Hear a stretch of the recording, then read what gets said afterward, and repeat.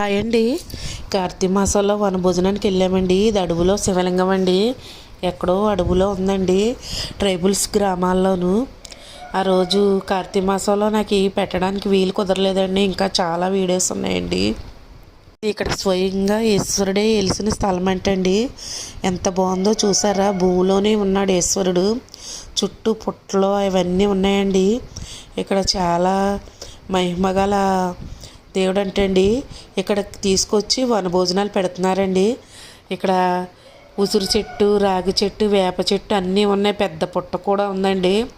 మా ఊర్లో ఒక మహానుభావుడు ఈ వనభోజనాలు ఏర్పాటు చేశారండి. వెహికల్స్ మీద వెళ్ళాలి, బస్సులు అవి అయితే వెళ్ళవండి ఇక్కడికి. చాలా బాగుందండి. నాకు బాగా నచ్చి మీకు కూడా షేర్ చేద్దామని చిన్నగా షూట్ చేశానండి. ఎంత బాగున్నాడో చూసారా.